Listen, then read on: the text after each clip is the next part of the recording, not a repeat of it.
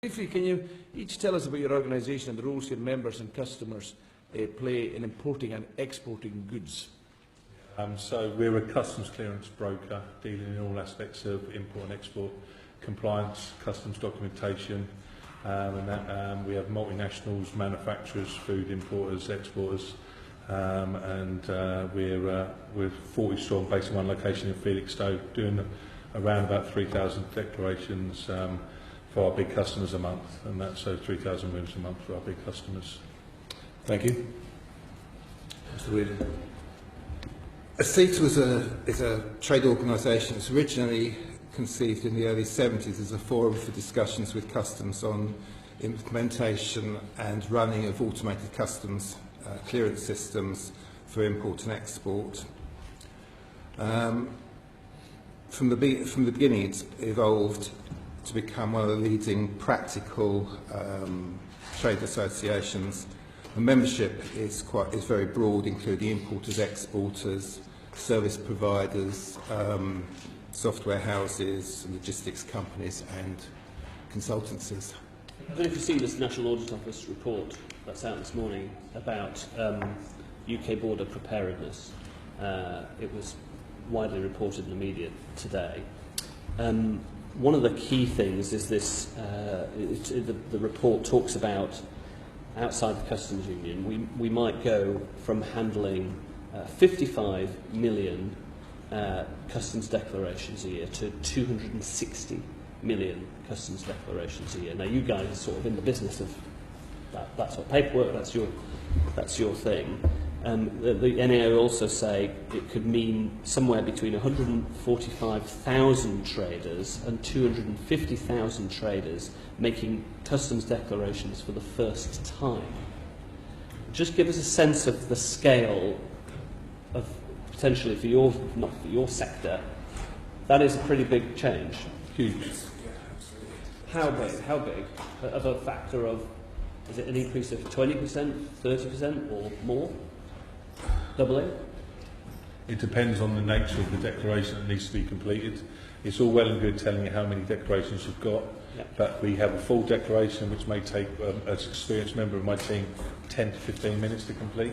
A simplified one takes 2 minutes. And that, if it's like the old C2 status and what have you, where there's some stuff done by the shipping line to manifest it as certain type of cargo so that IT solutions can be implemented, then it's a case of 30 seconds. So it's relevant to, once the rules are out there. In terms of the volume of potential customers and the volume of potential transactions, my business would get swallowed up very quickly, and we close the doors to what we've got, and we're just physical capacity of your business. You just can't. I think I should buy shares in customs operations activities. Well, the thing is, few people to benefit from this process. Yeah, the feel is that if you don't have an IT solution, you can't employ that many people and make money on a commercial venture clearing simplified entries, because they won't be able to transmit enough per person per day. Yeah, just quick. In my opinion, the key to this is to have is to not handle movements on a transaction by transaction basis, but it has to be a periodic return of some sort. I mean, we do it with VAT and have done for a long time. There's no, in my opinion, there's no reason why it shouldn't be done with the customs duties as well, because in real terms, the actual values involved are far less. So at the same time as all this, we're moving from the chief system, customs handling of import and export freight, to CDS, this new whiz-bang HMRC, supposedly wonderful customs declaration service. But the National Audit Office have got it flagged up here as amber red. And they say today that of all the 12 big infrastructure things that could affect our border, CDS sort of finds its way into about 7 out of those 12, because they talk about a multiplication effect. If CDS is at risk, it could bring down the traces thing, which is to do with animal movements, trade control and export system, a lot of these other things. So are you happy with, from your observations, how HMRC are moving smoothly into this, and have they got contingencies right? Obviously it is totally unproven. We're reliant on what we're being told. We've seen no evidence whether it is actually, whether be able to cope or not. Right. So, Yeah. Go on, I sorry. I think we'd be stupid to hold our breath on that one. yeah. We've volunteered to be a test location for the new system. The system's not ready. I've got a list here which I'll happily send to you afterwards, which is from my compliance manager and my IT team, telling you about the problems with CDS at the moment. I'd be very grateful if you would send that in, Yeah. because paragraph 3.7 of the NAO report on page 31 talks about, well, if CDS isn't up and running, there's a number of contingencies. They can try and keep the existing system going as a contingency. They can take the risk at the border as a contingency. That doesn't sound like a contingency to me. Or they can revert to paper-based systems, it says. Yes, and so we were just talking about this outside while we were waiting.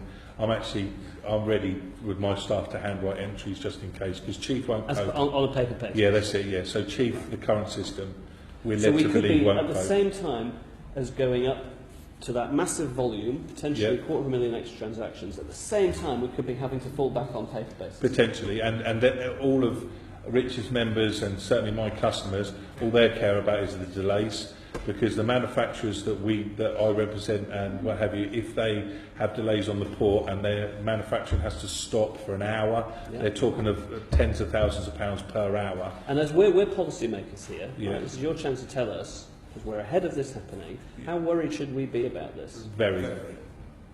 Right. Over everything else you're talking about, in my opinion. That was in unison from both. It would bring the country to a grinding halt. It would. If that's Because I would have to handwrite my entries. So where one person may do 40 entries in a day, that person will only be able to do 8 entries a day. And then we're going to have to query those entries under what's called a phase 1, I won't bore you with the technicalities, to Salford in Manchester, Yeah. in order to get it, because we haven't got a local customs office. We have got an office there, but there's not staff there anymore to cope with this sort of thing. So cargo will stop, cargo won't move, and you'll end up having a bottleneck at all ports. right. So just to clarify, where the Foreign Office call this a critical system, you say it will bring the country to a halt.